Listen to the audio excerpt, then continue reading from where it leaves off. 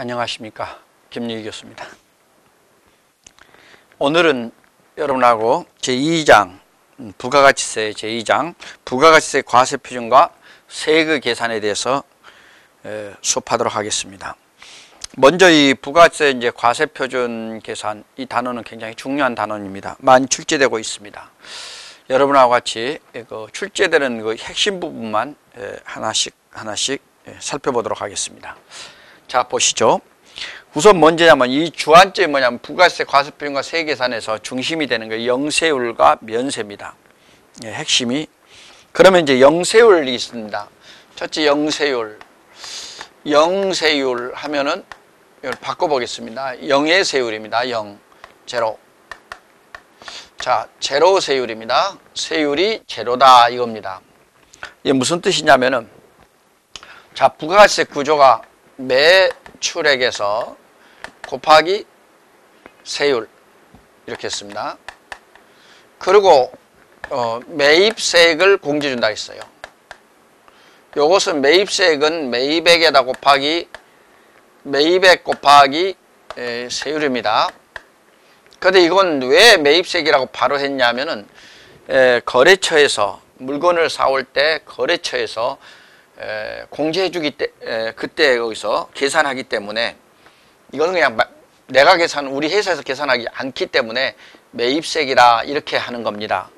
만약에 매출세액 곱하기 세율, 매입액 곱하기 세율 이렇게 하는 건 틀린 겁니다. 원래는. 이렇게 표현하고 이렇게 해야 되는 겁니다. 그러면 이제 여기서 이러면 이제 뭐가 나오냐? 부가가치세가 나오는데, 여러분한테 요 세율입니다. 요거 세율을 0으로 넣습니다. 그럼 0에 나오는 세율이 0이니까 0세율이 되겠죠. 그러면 이게 전체가 뭐가 돼요? 0이 됩니다. 따라서 뭐가 있어요? 매입세액, 요 매입세액만 공제해 주는 겁니다. 즉, 그래서 이걸 공제 매입세액 또는 매입세액 공제라 이렇게 부르는 것입니다. 오늘 이 매입세액 공제는 요 매입세액을 공제해 주기 때문에 이걸 우리는 딴 말로 말하면 뭐야? 부가가치세를 환급해 주겠다 이겁니다. 즉 마이너스 시켜주겠다는 겁니다. 이런 것을 이렇게 보시면 되겠습니다. 자, 그럼 두 번째 이제 그럼 영세율 적용 대상은 뭐냐? 영세율입니다. 세율 적용 대상입니다. 어떤 것이 영의 세율을 적용하느냐? 영세율 적용 대상. 첫째는 여러분 수출입니다. 수출하는 재화 그랬어요. 수출하는 재화. 여러분 수출하는 재화 꼭 기억해 주십시오. 수출하는 재화. 또 용역인데 이번엔 재화가 아니고 용역입니다. 용역은 이제 국외 제공 용역이라 이렇게 보시면 되겠습니다. 국외 제공 용역. 나라 밖에서 하는 겁니다. 외국 용역이라 아닌다. 외국 제공 용역 이렇게 하면 진짜 여러분 말로는 저도 외국 여행 이렇게 하지만 외국 여행이라는 건 없어요. 외국 여행은 없고요. 국외 여행이죠. 장소적 개념이죠. 외국 여행 하는 것은 틀린 표현입니다. 자, 그 다음에 이제 세 번째는 이제 선박하고요. 선박하고 항공기입니다. 우리나라는 미안하게도 선박하고 항공기 외에는 외국으로 갈 수가 없어요. 외국에는 자동차도 갈 수 있어요. 기차가 자동차입니까? 하여튼간 육로를 통해서 갈 수 있지만 우리나라는 그렇지 못하기 때문에 선박 항공기를 외국으로 가는 외국 항행, 이때는 외국이라 그럽니다. 그 나라를 말할 때는 외국, 이 장소를 말할 때는 국외, 외국 항행, 비행기 가는 거요, 배가 가는 거요. 이럴 때 이러한 용역, 이건 우리가 여기 들어가는 것은 영세율을 적용하겠다. 전부 100% 해주고 수출을, 그러니까 영세율은 뭐냐면은 부가세를 면제해 줌으로써 완전 환급시켜 100% 환급시키면 수출을 장려한다는데 커다란 것이 있습니다. 우리가 뭐 수출이 이렇게 세니 뭐니 어쩌고저쩌고 해도 이 만약에 부가가치세에서요 영세율을 적용하지 않고 없애버리고 부가가치세를 물린다 그러면 우리나라 수출은 지금 이렇게 수출 대국이 될 수 있을까요? 많은 사람들이 우리가 뭐 잘했기 때문에 어쩌고저쩌고 막 이런 말을 하는데 그 세무회계를 몰라서 그럽니다. 자, 부가가치세를 공부하게 되면은 우리나라가 수출의 역군인 것은 이 부가가치세를 아주 잘 만들었기 때문에, 특히 영세율 적용 이걸 잘했기 때문에 우리나라가 수출의 역군이고 세계에서 수출로서 먹고 살고 있는 나라입니다. 예. 그 다음에 이제 기타 외화 획득 재화 영역입니다. 이제 기타 이랬어요. 기타. 자, 외화 획득 재화 기타 외화 획득을 위한 재화나 영역. 자, 이것을 여러분 특히 세 가지 이것이 잘 나오죠. 기타는 뭐 항상 별로 중요하죠. 그 다음에 이제 조세특례 제한법 이런 것이 있습니다. 규정이 있고요. 그 다음에 이제 여러분들 이제 보시면요, 면세 대상이 있습니다. 면세 대상. 자, 세금을 면제해 주는 걸 면세라 그랬죠. 그럼 면세는 어떤 것이냐? 이제 면세에 대해서 보겠습니다. 자, 두 번째 면세. 여러분, 면세라는 것은 이 뭐냐면 면제, 이거 면자 아닙니까? 세금 세자요. 자, 세금을 어떻게 해주겠다? 면해주겠다 이럽니다. 자, 그러면 어떻게 돼요? 자, 우리가 매출액에서 곱하기 세율 이렇게 하고, 매입액 곱하기 매입세, 매입액, 여기는 매입액이라 합시다. 곱하기 세율, 이 원리가 돼요. 그럼 부가가치세가 나와야 된다. Value Added Tax. 이거 부가가치 영어로 Value Added Tax. 자, 매출에서 면세율이 없어져 버렸어요. 이것도 세율이 없어지죠. 자, 그럼 뭐가 나와요? 매출액에서 매입액을 빼면은 뭐가 나옵니까? 부가가치만 나와요. 그러니까 부가가치는 나오는데 부가가치세는 없어요. 그래서 이게 부가가치만 나오는 것이다. 여기서 이걸 빼면은 뭐가 나온다? 부가가치만 나오는 것이다. 이렇게 보시면 되겠습니다. 그러면 면세는, 그래서 특징이 뭐냐면은 이 영세율은요, 영세율은 완전 면세라고 합니다. 완전 면세. 면세라는 개념에서는 완전 면세고요. 요 면세는 일부만 면세하기 때문에 불완전 면세라고 그래요. 자, 좀 살펴볼까요? 예. 무슨 말이냐면, 여러분들, 만약에요, 내가 사올 때요, 저는 면세 사업자입니다. 팔 때는 면세, 요 세율이 없어져요. 그런데 문제는 면세를 안 한 걸 사왔어요. 그래서 면세로 팔게 돼요. 예를 들면 이제 여러분들 아시겠지만은 책은요 면세죠, 그죠? 책은 면세입니다. 그런데 종이는 과세예요. 그러면 책을 만들려면 종이를 과세해야 되잖아요. 그러면 요 매입액 곱하기 세율, 요것을 우리는 뭐라 했어요? 매입세액이라고 했어요. 요 매입세액을 종이 사올 때 부담했어요. 근데 이걸 면세는 공제받지 못하거든요. 그래서 이걸 우리는 이 매입세액을, 부담한 매입세액을 공제받지 못하기 때문에 면세는 불완전 면세다. 완전한 면세가 아니다. 이런 얘기입니다. 완전한 면세는 영세율이다. 이런 얘기입니다. 부담한 것까지 환급해 줘야 된다. 뭐 이런 얘기가 되겠습니다. 자, 그러면 면세 대상이 중요합니다. 자, 여러분들 면세 대상이 중요합니다. 면세 대상. 그럼 영세율에 대해 하나만, 자, 교과서 408페이지 봅시다. 408페이지 여러분 보시면은 408쪽을 보시면은 뭐가 나오냐? 408쪽에 제일 먼저 4번 영세율과 세금계산서 봅니다. 세금계산서 발급은 영세율 할 때 세금계산서 발급을 하게 되는데, 세금계산서는 내국신용장 꼭 기억해 놓으십시오. 내국신용장.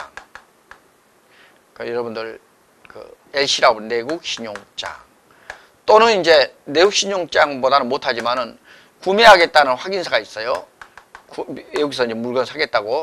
요 두 가지. 여기에 의해서 세금계산서를 발급합니다.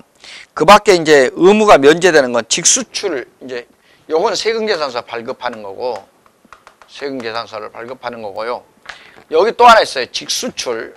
직접 수출하는 것을 직수출이라고 합니다. 여러분 직구라는 말 들어봤죠? 직접 구매하는 걸 직구라 그러는데 여러분 이제 직수출은 직접 수출하는 겁니다. 직접 수출을 줄여서 직수출 그렇게 하고요. 그 다음에 국외 제공 영역, 국외 제공 영역. 영역은요, 국외 제공 영역, 이거 세금에서 발급 의무가 면제됩니다. 또 하나, 선박 항공기, 선박하고 항공기, 요것을 외국 항행 영역, 항행 영역. 요 세 가지는, 자, 세금에서가 면제된다. 면제됩니다. 면제된다. 이렇게 이제 보시면 되겠습니다. 자, 요거 시험에 간혹 요게 나옵니다. 요거 나오고 요 겹쳐 섞어서 나오니까 한번 보시면 좋겠습니다. 간혹 나오는 거고. 자, 그 다음에 이제 여러분한테 면세 대상이 뭔가? 면세 대상. 자, 몇 번입니까? 6번에 보죠. 면세 대상. 자, 면세 대상은 어떤 것이 있을까요? 여러분들 이걸 다 외우려 가지 말고요. 뭐 거기 책에 보시면은 중요한 건 어디 구분하냐. 기초생활필수품은 면세, 국민후생 영역 면세, 문화 관련 재화 또는 영역 면세, 부가가치세 구성요소 이거 면세, 이렇게 정도로 핵심적으로 주제별로 묶었어요. 그런데 여기서 시험에 나올 것은 어떤 거냐. 첫째, 여기 보면은 면세, 첫째 면세가 되는 게 있어요. 첫째가 뭐냐면 여성 위생용품은 면세입니다. 그럼 여성 위생용품, 생리대라고 하죠. 여성 위생용품, 생리대하고 여기는 이제 이 생리대하고 기저귀, 생리대하고 여러분 또 이제 기저귀도 있는데 기저귀 이렇게 씁니까? 기저귀라고 씁니까? 기저귀 잊어먹었네. 기저귀. 이 기저귀 있잖아요. 애들 그 어린아이들 기저귀. 요것도 면세가 됩니다. 그 다음에 이제 여러분들 그 예외가 있어요. 예외 제외되는 게 있어요. 예외가 있는데 요게 뭐냐면 예외되는 거 꼭 알아놔야 돼요. 요게 시험에 쑥쑥 튀어나오거든요. 여러분들 거기 보시면은 뭐가 냐면 무도학원이라는 건 댄스 교습소를 말합니다. 여기는 과세입니다. 자, 운전학원, 학원은 다 면세인데 운전학원은 과세입니다. 그 다음에 이제 뭐냐면 광고도 과세고요. 여러분 분명히 알지만은 신문이나 잡지는 면세인데 광고 영역은 과세입니다. 그 다음에 이제 요런 애완동물 요것도 기억해 놓으십시오. 애완동물 진료. 요것은 과세입니다. 과세. 이건 지금 과세되는 거예요. 세금을, 부가세를 매기겠다는 겁니다. 예, 과세. 자, 다음 보시면 이제 토지가 있는데, 이 토지를 여러분 꼭 좀 기억해 놓으십시오. 어렵게 나올 때 이 토지가 딱 나오면은요, 아주 피곤해집니다. 이 토지는, 원래 토지는 면세라고 배웠어요. 자, 면세 맞습니다. 면세인데 어떨 때는 면세고 어떨 때는 과세다. 이제 토지하고 여러분 토지인데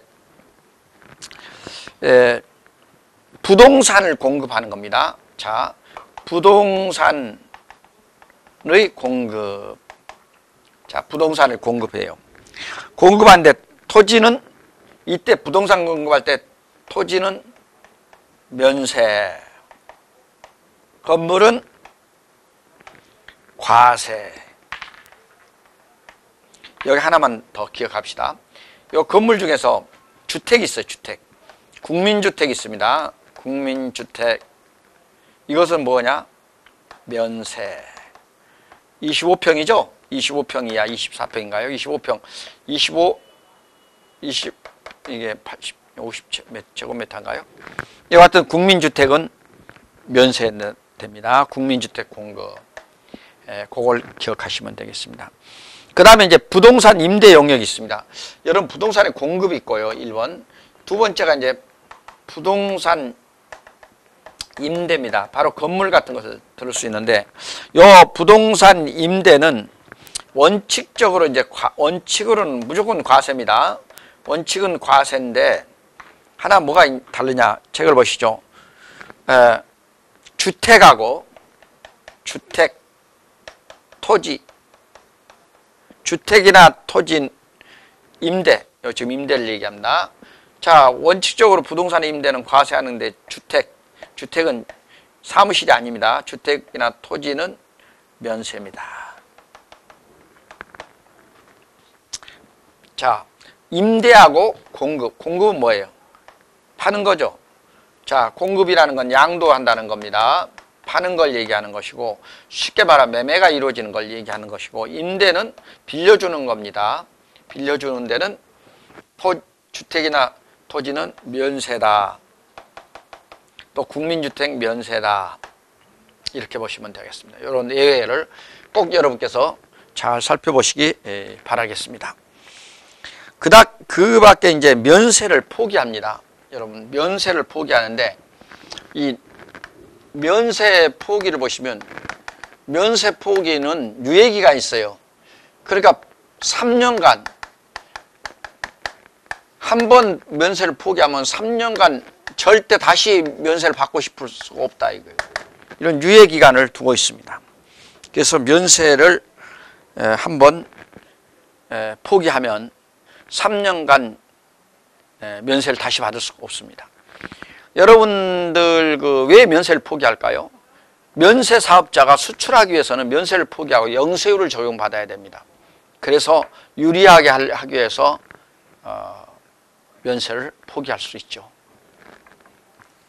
그런데 이제 왜 이런 일이 있냐면은 하다가 말다가 막 이렇게 이제 하기 때문에 그런 겁니다.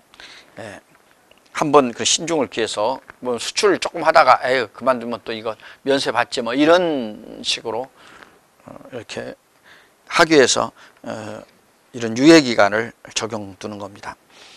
자, 이제 다음엔 과세 표준에 대해서 여러분하고 살펴보겠습니다. 잠깐 지우고. 과세 표준. 여러분, 과세 표준 하면은 이제 과세 표준.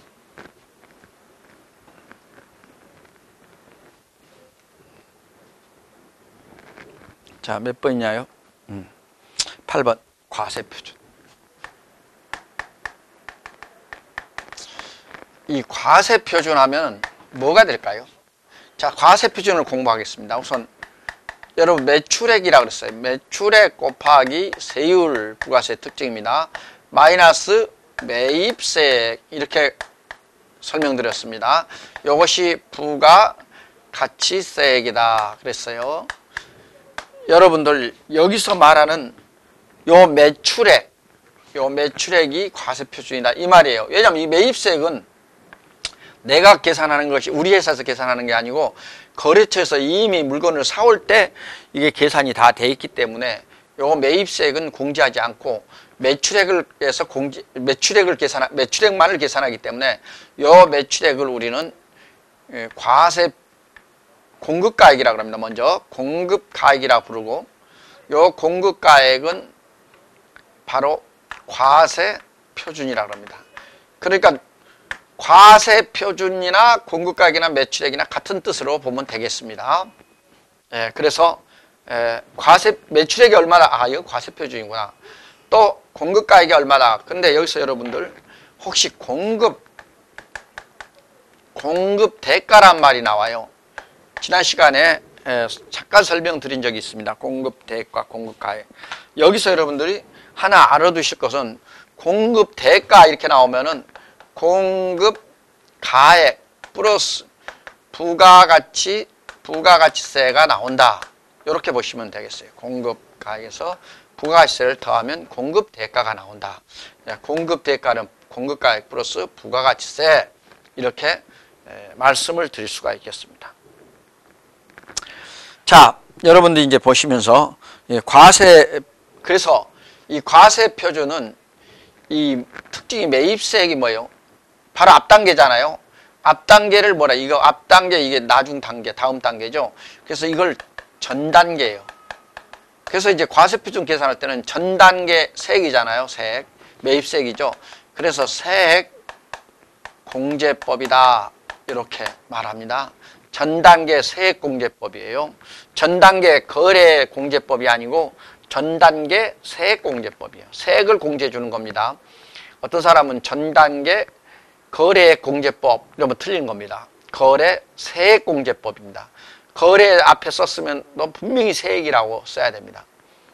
전 단계 거래 세액 하면 맞고요. 거래액 하면 틀리고요. 네. 재화 또는 용역의 공급에 대한 과세표준을 보겠습니다. 재화 또는 용역의 공급의 과세표준. 이것을 여러분들이 이 과세표준은 뭘로 하냐면은 이 재화 또는 용역 공급의 과세표준은 그 책에 보시면은 공급가액으로 한다 그랬어요. 공급가액. 예, 그래서 공급가액이라 그랬어요. 공급가액이 뭐예요? 과세표준이라 이랬어요. 공급가액으로 한다. 기억해 주시기 바랍니다. 자, 금전으로 받는 대가를 받을 때는 그 대가가 바로 공급가액이 되고요. 그래 과세표준이 됩니다. 금전 이외의 그 대가를 받을 때는 예를 들면 재화로 받거나 용역을 받는다. 물건이 재화죠. 재화를 물품으로 받을 때를 우리는 이걸 재화라 그러는데 재화나 용역으로 받을 때는 시가로 환산합니다. 그 다음에 폐업했을 때도 시가로 하고요. 그 다음에 폐업 시 남는 그 재화를 얘기하는 겁니다. 면세 전용 등에 의해서 할 때도 그 자기가 공급한 자가공급 이럴 때는 자기가 공급한 재화 용역 시가랍니다. 여러분 다 지금 시가 이렇게 지금 하고 있습니다. 그런데 금전으로 받는 경우는 그 대가니까 그 대가가 뭐 시가로 될 수도 있고 원가가 될 수도 있고 또는 뭐 할인한 가격으로 될 수도 있고 이렇게 다룰 수가 있겠죠. 그럼 직매장 반출할 때는 해당 재화의 가액이 되고요. 외상거래 이럴 때는 할부거래는 총 재화의 가액이 되겠습니다. 이제 요것은 그냥 이렇게 아시면 되고요. 이제 과세표준의 진짜 중요한 것은 이제 꼭 잘 나온 거 10번 과세표준. 과세표준에서 해당되지 않는 금액. 자, 과세표준에서 해당되지 않는다 그러는 제외된 금액. 과세표준에 해당되지 않는 거. 무슨 뜻인가요? 과세표준에다가 안 넣겠다 이 말은 뭐예요? 부가가치세를 VAT, 부가가치세를 어떻게 한다? 과세 안 하겠다 이런 얘기예요. 자, 과세표준 제외금액이요. 요거 꼭 좀 기억해 놓으십시오. 첫째, 매출 애누리. 자, 매출 애누리. 두 번째, 환입액. 매출 환입. 자, 제가 지금 책에 있는 걸 좀 줄여서 썼습니다. 그 다음에 이제 공급받는 자가 도달하기 전에 파손, 훼손, 멸실된 재화에 가야겠습니다. 파손액, 훼손이나 파손은 같은 말입니다. 그 다음에 멸실, 달아진 거죠. 멸실가액. 이런 금액들은 과세표준에서 포함하지 않고 제외시키겠습니다. 그 다음에 또 뭐가 있냐면요. 매출 할인이 있습니다. 매출 할인. 자, 다섯 번째가 국고보조금, 공공보조금이 있고요. 국고보조금, 공공보조금. 이렇게 국고보조금이나 공공보조금에 의한 재화나 용역의 공급과 직접 관련이 없는 바로 이런 거. 국가에서 보조금 줬는데 거기다가 부가세를 매기지 말라는 거죠. 그 다음에 이제 여러분들 이제 뭐가 빠졌나? 아, 연체이자 빠졌군요. 여섯 번째, 연체이자 빠졌네요. 제가 4번인데 빠졌네요. 연체이자는 뭐예요? 연체이자다 부가가세를 또 물리지 말라는 겁니다. 이자에는. 그 다음에 여러분 이제 포장 용기, 이 포장 해수를 위해서 하는 거예요. 어떤 게 있냐면 지금은 이제 포장 용기입니다. 그릇을 말하는 용기, 해수를 위해서 용기하는 보증금이 있어요. 이 보증금은 뭐냐면은 이 보증금은 해수 용기 보증금은 여러분 무슨 가스야? 그 있잖아요. 가스통이 있어요. 프로판 가스입니까요? 그 가스통은 이거 보증금을 받아요. 이게 뭐 10,000원이든 보증금을 딱 받으면은 그 용기 보증금을 나중에 이제 마지막에 되돌려 주겠다는 겁니다. 계속 돌아요.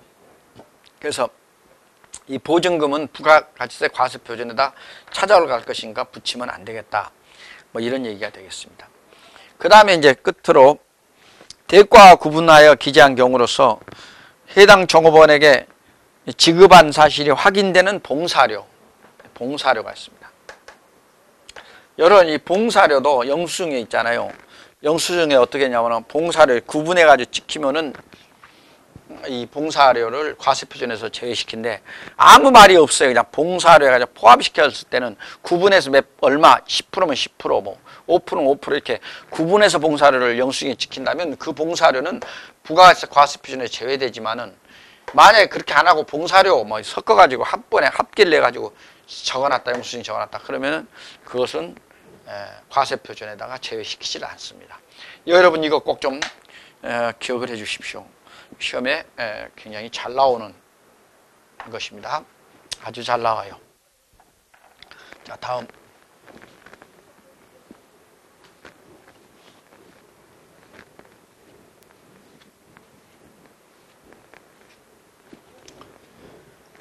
이제 그 다음에 이제 또 이것도 시험에 잘 나오는데 이거 섞어가지고 잘 나오는데 같이 이렇게 많으니까 항목이 많으니까 잘 출제할 수밖에 없어요. 11번 보시죠. 과세표준에서 공제하지 않는 항목 그랬어요. 공제하지 않는 항목, 과세표준에서 공제하지 않는 항목이에요. 그럼 무슨 말이에요? 11번은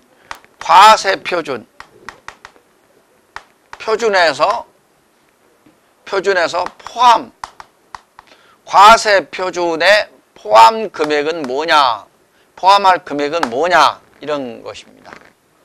포함 금액. 쉽게 말하면 여기서는 부가가치세가 과세되지 않는다고 그랬습니다. 제외되니까. 이번에는 어떻게 돼요? 부가가치세가 어떻게 돼요? 세금을 매기겠다. 다음과 같은 항목에서는 매기겠다 이겁니다. 첫째, 장려금 또는 유사한 금액. 여러분 장려금은 부가세 포함시킵니다. 부가세를 매깁니다. 연말에 가면 이제 기업들이 본사에서 이제 대리점에 많은 장려금을 줍니다. 성과급이에요, 일종의. 그래서 이건 부가세를 포함시킵니다. 그 다음에 대손금액. 여러분 대손금액엔 대손금이라고 그러죠. 이건 회계학에서 재무회계에서 배우셨을 겁니다. 대손금액은 우리가 대손금, 우선 대손 삼각비라고 하죠. 이 대손 삼각비라고 말하는 대손금은 이것은 부가가치세에 포함시켜서 나중에 이 금액의 부가가치세를 나중에 이제 못 받게 돼서 대손 처리하면은 부가가치세가 나중에 세액공제를 받게 됩니다. 대손 세액공제라고 하죠. 자, 부가세 포함 여부가 불분명한 경우 이제 이럴 때 이제 포함 여부가 불분명해요. 요럴 때 이제 그렇고. 그 다음에 이제 여러분도 마일리지가 이제 우리가 뭐 마일리지 하는데 이게 비행기에서 마일리지를 도입한 게 제초가 돼서 마일리지란 이름이 붙었습니다. 1마일 할 때 얼마 적립한다. 그래서 몇 마일 1.6km가 1마일이죠. 그죠? 이렇게 해서 이제 마일리지를 적립하는 겁니다. 이것을 이제 포인트라고도 이제 사회에서 얘기하는 것입니다. 그 다음에 이제 하자 보증금 이런 것이 있습니다.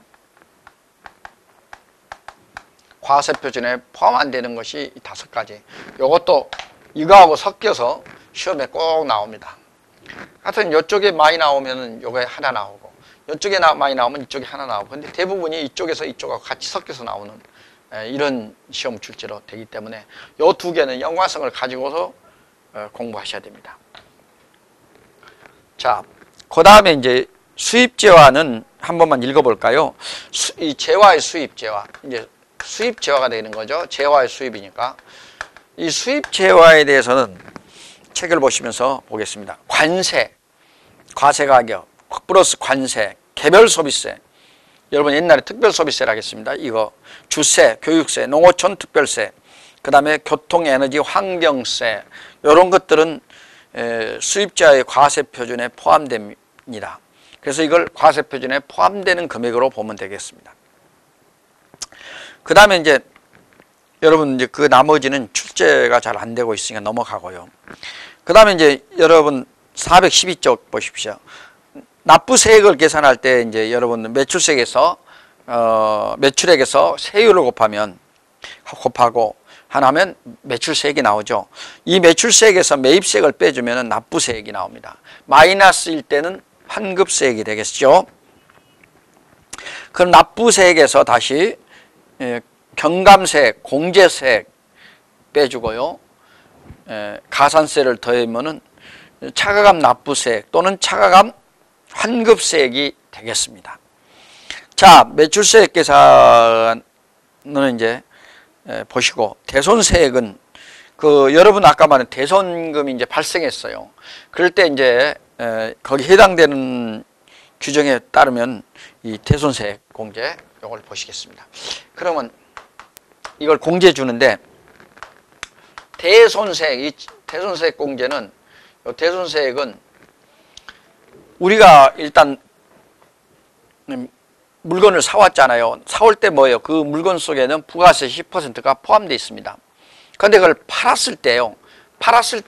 팔았는데 외상으로 했어요. 못 받게 됩니다. 못 받게 됐을 때 그건 국가에서 지금까지 부담했던 그 사올 때 부가세 매입세액을 공제해 주겠다. 이것을 우리는 대손세액 공제라 이렇게 합니다. 이미 세액 공제를 받은 것이라면 대손세액 공제를 할 필요가 없겠지만, 자, 대손세액 매입세액을 아직 안 했을 때는 그 세액을 공제해 받는 겁니다. 그러면 대손세액 이 사유가 있습니다. 사유. 어떤 사유가 있느냐? 대손세액 공제 사유가 있어요. 첫째, 파산. 이거 기억해 두십시다. 첫째, 파산. 또 강제집행, 회사 정리 인가 결정 이런 것들을 들 수가 있겠습니다. 예. 대손 사유가 어떤 것이냐? 대손 사유 중요합니다. 대손 사유. 파산으로. 그 다음에 이제 사망. 사람 죽었었어요. 실종 선고. 법원에서 물에 떠내려갔는데 어떻게 되는지 몰라요. 이럴 때 죽었는지 살았는지 모르죠. 이때 실종 선고입니다. 그 다음에 상법상 소멸시효. 소멸시효가 완성된 겁니다. 이때는 3년이어서 3년이 지나면 소멸시효가 끝나요. 그래서 소멸시효가 완성된 거라는 건 그 시효가 끝났다는 말입니다. 소멸됐다는 겁니다. 그래서 소멸시효. 그 다음에 이제 4번이 이제 실무에서 참 중요한데, 수표 또는 어음 부도 발생일로부터 6개월이 된 거예요. 이제 6월이 경과한 경우. 이 저당권 설정되어 있는 경우는 제외하고요. 6월이 경과하면은 대손세액 공제 사유가 됩니다. 그 다음에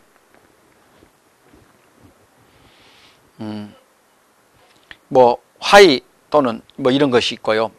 그 밖에 이제 해수기간이 6개월 경과한 20만 원 이하의 채권으로 해수의 이익이 없다고 인정되는 거. 이건 또 하나는 여기서 예외지만은 20만 원 이하일 때, 요건 해수기일이 6개월 이상 경과할 때 아까 말했듯이 뭐 수표나 어음, 부도 발생일로부터 이 어음이나 수표, 이거는 어음이나 이제 수표에 부도가 발생일 때 6개월 경과한 건데 20만 원 이하일 때는 어음이 아니래도 예상이든 어떻든 20만 원 이하일 때는 6개월이 경과하면은 바로 뭐 한다? 대손 사유가 돼서 대손 공제를 받을 수가 있다. 이렇게 보시면 되겠습니다. 대손 세액 공제를 받을 수 있다. 자, 여러분들 이제 그 다음에 뭐 이렇게 매입세액 계산이 있고 매입세액 공제 시기가 있습니다. 한번 쭉 읽어보시면 되고요. 자, 21번 중요한 것만 21번 불공제. 21번 불공제 매입세액이 있습니다. 21번. 정확히 말하면 불공제라는 말은 줄여서 쓴 말입니다. 불공제 매입세액이라는 것은 줄여서 한 말입니다. 공제받지 못하는 매입세액. 이건 이제 한자로 줄여서 불공제 매입세액이라 이렇게 줄여 쓰는 겁니다. 그래서 밑에 써놨죠. 공제받지 못하는 매입세액. 이것이 불공제입니다. 자, 여러분 책을 보시면 밑줄 한번 쳐보십시오. 매입처별 세금계산 합계표의 미제출 또는 부실 허위 기재 매입세액. 이렇게 부실하거나 허위로 기재한 것은 공제받지 못한다. 두 번째 세금계산서 수치 또는 부실 허위 기재, 또 허위 기재죠. 아까는 매입처별 세금계산서. 이번에 그러니까 부실하고 허위 기재한 것은 어느 것이든지 공제받지 못합니다. 매입세액을. 사업과 직접 관련이 없는 지출, 그 다음에 접대비 및 유사한 거, 그다음 면세사업, 토지 관련, 토지도 면세죠. 그래서 토지 관련 매입세액. 그 다음에 사업자 등록 전 매입세액. 자, 6번 보시면은 6번에 사업자 등록 전 매입세액 그랬어요. 요거 좀 보시죠. 여러분들 이걸 그냥 받지 못한다 이렇게 하시면 안 되고요. 사업자 등록 전 매입세액은 공제 받지 못하는 게 맞는데 20일 역산해가지고 역산 거꾸로 사업자 등록 전 역산 20일 내 것. 그러니까 거꾸로 해서 20일 이내에 사업자 등록하기 전에 등록 전인데 20일 내 것은 매입세액 공제한다. 공제 가능하다. 거꾸로 계산해서 20일 내 사업자 등록하기 전 20일 이내 것의 매입세액은 공제한다. 이걸 전제 단서로 알고 계셔야 됩니다. 여기서. 그러니까 7번째 비영업용 소형 승용차의 구입과 유지에 관한 매입세액. 그러니까 비영업용 소형 승용차. 여러분 자가용이라고 부르는 것들이 여기에 해당되는 겁니다. 예. 7번째. 8번째 이제 필요적 기재사항 누락 세금계산서 다음 시간에 이제 세금계산서 배웁니다만은 세금계산 영수증을 보면 이렇게 굵은 선으로 이루어져 있어요. 예, 그때 설명을 드리도록 하겠습니다. 여기에 그 기재사항이 기입된 사항들이 허위나 앞에 나온 대로 허위, 누락 이럴 때는 매입세액을 공제받지 못합니다. 자, 의제 매입세액을 보겠습니다. 이건 용어만 설명하고 끝내겠습니다. 의제 매입세액. 여러분 의제라는 말을 한번 들으셨을 겁니다. 앞에서 의제란 말은 무엇무엇으로 본다, 무엇무엇으로 본다, 무엇무엇으로 간주한다 이런 얘기입니다. 무엇무엇으로 본다, 무엇무엇으로 간주한다. 이걸 의제 매입세액이라 의제라 그러는 뜻. 의제.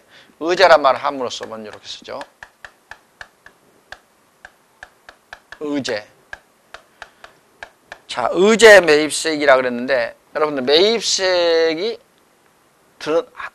아직 매입세액이 본 거죠. 간주한 거. 실제는 어떻다는 얘기예요. 실제는 글쎄요. 들었는지 안 들었는지 모르겠는데요. 매입세액이 인지 아닌지를 몰라요. 그렇기 때문에 의제로 보는 겁니다. 이럴 때. 여러분들은 의제인데 예를 들면 이제 쉽게 설명드리자면 농산물을 사와요. 농산물은 매입세액이 있나요? 없나요? 면세니까 없죠. 그죠? 여러분 이제 우리가 식당을 한다고 가정합니다. 식당을 하면 우선 밥을 해요. 근데 이제 양식 같은 건 다르겠지만은요. 한식을 중심으로 할 때는 나물이나 이런 것은 전부 면세예요. 고기도 그렇고 생선도 그렇고 쌀도 그렇고. 자, 해가지고 가공을 해가지고 이제 팔게 되죠. 자, 팔면은 식사가 이제 예를 들면은 7,000원이라 그러면 700원은 부가세가 그 안에 포함되어 있는 겁니다. 10%는. 그러면 부가세가 이제 10% 포함됐는데, 농사 짓는 사람, 그 식당에서 입장에서는 다른 데는 매입세액을 이렇게 해주는데 우리는 매입세액 하나도 공제받지 못한다. 좀 억울한 것 같아요. 세금 많이 낸다 이런 얘기입니다. 결론은 부가세를. 그래서 조금 이거 매입세액이라도 봐가지고 공제 줘야 되겠다 한 것이 바로 의제 매입세액 제도입니다. 그럼 의제 매입세액 할 때는 이제 그 사업자가 반드시 면세품을 사다가 쓰더라도 면세 제화나 이런 걸 하더라도 여기에 들어가는 것이 자기는 사업자는 과세사업자여야 된다. 그 다음에 면세로 농산물, 수산물, 축산물, 임산물을 공급할 때 이 네 가지. 그 다음에 제조, 재화 또는 용역의 과세 대상일 것이고, 그 다음에 증빙 서류가 있어야 되는데, 그래서 여러분들 만약에 이 식당 하거나 면세, 저는 의제 매입세액 좀 받고 싶습니다 라고 말을 한다면, 여러분들은 직접 현금을 거래하지 말고요, 통장에다 입금하고 거기서 준문서를 꼭 첨부하셔야 됩니다. 내가 보낸 준문서, 거기서 가져온 준문, 계산서죠. 거기 농산물 쓰는 사람들이 사업자가 아니잖아요. 비사업자지만은, 그리고 통장으로 입금시켜준 증명서, 이런 것들이 필요하기 때문에 그걸 잘 가지고 있으면은, 보관하고 있으면은 의제 매입세 공제를 받을 수가 있습니다. 그런데 이 의제 매입세 공제를 받기 위해서는 몇 퍼센트냐? 2%부터 102분의 2부터 108분의 8 정도 이렇게 많아요. 그런데 102분의 2라는 거는 약 2% 좀 못 되지만, 이것은 이제 짝수로 나가는 건 의제 매입세액이고, 나중에 보면 이제 여러분들 그 중고품 재활용 매입세액이 있어요. 그건 홀수로 나갑니다. 여기서 짝수로 이렇게 나가요. 102분의 2. 보통 다 102분의 2라고 하는데요. 자, 중소제조업 또는 개인사업자는 104분의 4입니다. 그리고 음식점은 104분의 4. 예를 들면 이제 음식점업인데는 이거 다르죠. 만약에 법인사업자는 106분의 6이고 식당을 하는데, 여러분들 요새 식당도 뭐 어느 주식회사 무슨 가든 이렇게 해가지고 하는 거잖아요. 법인으로. 그럼 106분의 6입니다. 그 의제 매입세액 상당히 많이 받죠. 개인사업자는 108분의 8. 과세 유흥장소 사업자는 104분의 4 이렇게 받습니다. 그 다음에 이제 공제 한도인데, 이게 계속 공제해 주는 게 아니고, 이 면세 농산물 관련하여 공급한 과세 표준의 30%까지만 한도액을 해줍니다. 그리고 금액으로는 개인 사업자일 때는 이제 2억 원 이하는 50%, 2억 원을 초과하면 40% 이렇게 개인 사업자는 좀 더 많이 해줍니다. 이건 시험에 잘 안 나와요. 안 나오는데 의제 매입세액이 뭔지를 알아야 그래도 문장상에서 이해를 할 수가 있겠습니다. 자, 여러분 여기까지 해서 오늘 좀 많이 했습니다. 이건 끊기가 나빠서 잠시 쉬었다가 문제풀이로 들어가겠습니다. 여러분 수고하셨습니다.